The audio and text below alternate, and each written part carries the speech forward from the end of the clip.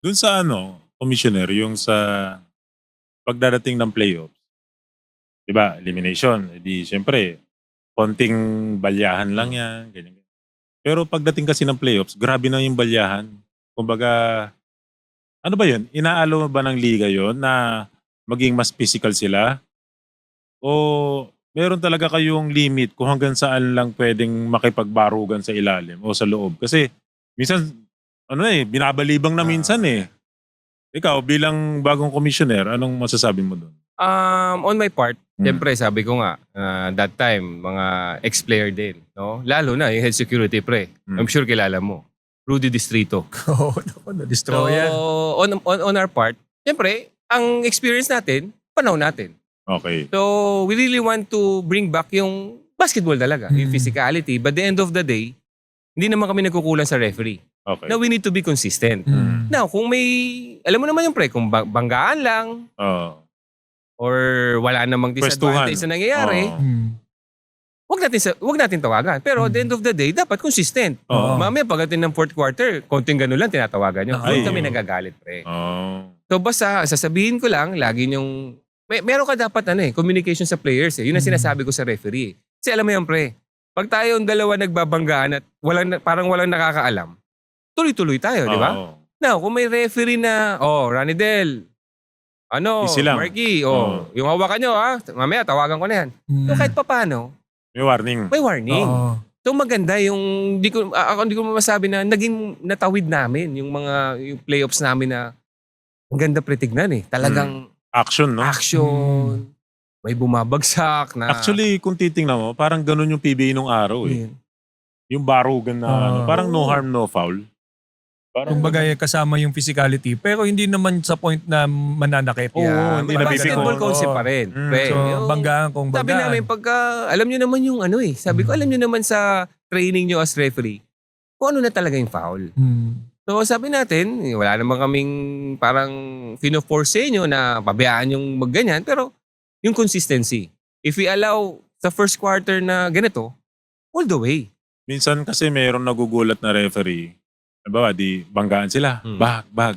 Tapos nung babangga na ulit, yung isa aarte. Oh, Pag arte nung isa, magugulat yung referee. Pipito.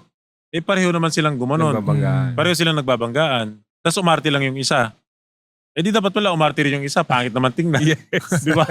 Yeah. Yun nga isasabi natin, pre, na minsan, Oo. yung gumagante, ang nahuhuli. Yun nga. Di ba? Oo. Yun yung mahirap. So sabi namin, saka yung mga flopping. Kasi di ba, ang flop, ngayon eh. Kumbaga, sa panahon natin, pre, Walang hindi flop. uso flop eh. Mm. Sabi nga ni Kuya Rudy Distrito, pag tinamaan ka, wag mong papakitang tinamaan ka o nasaktan ka. Di ba, pre? Ganun sa atin eh. Itiisin mo eh. Mm. Eh ngayon, ang player, sabi ni Kuya Rudy, mahipan mo lang, Kasama na sa Umaarte play. na eh. no? So sabi namin, ang ginawa naming rules, pre, I don't know if that's on the FIBA rules, yung flapping namin, sa restricted area lang. Oo. Kasi dangerous na yun eh. Mm. Doon namin tatawagan. Now, yung flapping na sa backcourt, tumumba ka, iwanan ka na. Oh, bumangon ka. Disadvantage ka na, Oo, di ba? bumangon ka agad. Yun yung mga inaano namin para Oo. maiwasan natin yung mga, Oo. minsan arte lang. Pwede, kailangan mo nang tawagan lahat ng arte. Oo, Yun ang mahirap. Yun lang naman ang pinapakiusap namin sa mga referees namin. To be consistent. Kung ano yung nakikita mong tawag nyo umpisa pa lang, hanggang dulo. Kasi sabi ko nga sa kanila, pre, sa atin, basketball player, mahirap yun, yung papalit-palit ka. Manipis, makapal, Oo. di ba? Manipis. Eh, makakarinig talaga kayo sa player dyan. Oo. Kasi didepensa ka ng first quarter. Kung bump ka ng offensive player, okay. Oo. Pagdating ng second half, konting Pipito ka na. lang, Oo. pipito. Sabi ko, di ba? So, yun pa yung talagang gusto namin ma-improve. Yung consistency sa May referees. improve yan. Oh. Kaya yun. Actually, kung mapanood mo nga ng live, pre, hopefully kung ma-invite namin kayo. Oo. Load kami. Ganda. Ma-feel mo ulit, pre, yung sasabi kong panahon natin na pero hindi nagkakapik. Although may nakita tayo magtatapikan nagkakapik lang. muna. Oo. Yan. Pagkatapos magkabanggaan, tatapikin. Tapik na after Oo. ng game. Ang ganda. Ang ganda nung Minsan nga, sa game pa lang tapik. tapik na. Oo, tapik na sila. Pero banggaan ulit sila. Banggaan ulit sila. Ganun.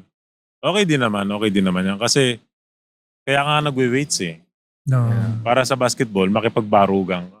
Lugi ka pag di ka nag-weights. Oh, pero tama din si Oo. Commissioner. Yan din kasi yung basketball na nakilala natin eh. Kahit yan yung na-enjoy natin panoodin nung 80s, 90s. Siguro, may mga liga na parang papunta na dun sa NBA style.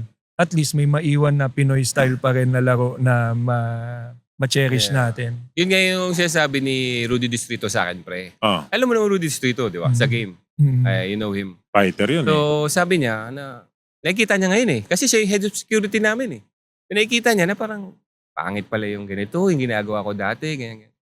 Ang explanation ko naman sa kanya that time, sabi ko kay Rudy kasi, yung panahon mo, that's normal. Oo. Tama pre? Kasi yung pisikalan nyo dati, nila Jaworski, Normal lang yun. Oo. That's normal. Gusto ng tao yun. Oo. Di ba? Kumbaga, doon lang yung sa loob ng court. Kasi may magpapapicture ba sa'yo sa labas kung galit sa'yo? Oo. Ayun ang sinasabi ko sa kanya. So, siyempre, nag-iiba nga. Nag-evolve na tayo. So, dito, kontrolin na rin natin yun. Oo. Kilala na rin naman namin yung talagang, Oo. alam mo na, yung mga Kung enforcer sino-sino. na tinatawag. So, sabi namin sa kanila, pwede naman maging physical eh. Tamang Diba? timpla lang. Oo, timpla-timpla lang. Yung mga Oo. konting patikim lang ng pambansang siko. Pwede na. Oo nga, isipin mo, ang moniker mo, pambansang siko, di ba? Oo. Isipin mo, Eh, in-embrace ng Pilipinas yan. Oo. Sabihin, Ilang beses ko yung naging physicality teammate yan mo is something that everyone enjoyed because every Oo. time you do it for a reason. May Bakit? rason kung bakit. Gusto mo makatikim? Wag naman. saka maganda sa pambansang... alam mo, maganda sa pambansang siko. Oo. Oh. Ano eh, parang may finesse. Oh, pinis? Oo. Oo. Magulat ka Siko, sa kanya. finesse? Oo. Tsaka Kumbaga, mainis kahit ka eh. siniko niya, parang, inamahan pala. Oo. Ganun eh, hindi ka kaya yung mga... Malinis, malinis. Ay, malinis. Malinis. Malinis, di ba? Hindi ka kaya ng iba. Talagang, Siguro dahil hindi sinasadya. yeah, Hindi, kaya- magaling. Kaya nga nakikita ko talaga, pag naglaro ko ng Maharlika, sa tingin ko, mapapasiko ako. Oo. Naku, baka mamaya talagang hinkayatin ka ng mga Baka taong makita ka na maglaro namin na na, dyan. Pero doon din lalabas siguro yung pagiging mature ko na Oo. Yeah. pwede na akong di maniko. Wow. Pwede rin. Oh, pwede din naman. Oo, pwede rin naman nang hindi ako maniko Oo. eh. Kasi nakita mo si Marky, pre. Oo, pakita ko lang sa kanila na basketball lang to. Yes, Hmm. yes. Pwede. Hindi. Ikaw Kasi naman. ako pag naninira ako, kasi bumabawi lang ako. Yes, Oo. yes. Pero pag ako tinamaan, tumatanggap ako. Dapat. Hindi ako nagrereklamo. Oo. Hindi ako ganun lang dapat. Basketball yan eh. Totoo yun. Yun nga yung sinasabi namin minsan pag nag-uusap kami. Na pag marunong ka magbigay, Marunong ka tumanggap. tumanggap. Oo. di ba? Hindi naman natin sa sinasabi na hindi namin tinatawagan. Pero at the end of the day, sabi nga natin, siyempre, referee din yan eh. Nagte-training din yan. Parang player din yan eh. Minsan may namimiss kang Oo. play. Oo. Di ba? Parang ganoon din ang referee. Minsan may na-miss.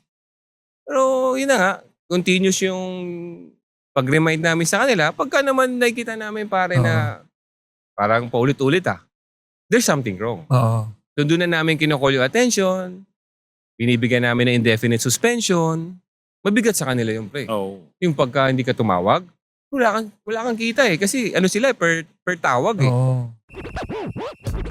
Thank you for watching Balyahan with GB and RDO, powered by Sports Plus, the official gaming partner of the Philippine Olympic Committee. Kung nagustuhan mo ang napanood mo, here's some more videos. Huwag mo rin kalimutang mag-like, comment at subscribe para lagi kang first dibs sa bagong videos ng Balyahan.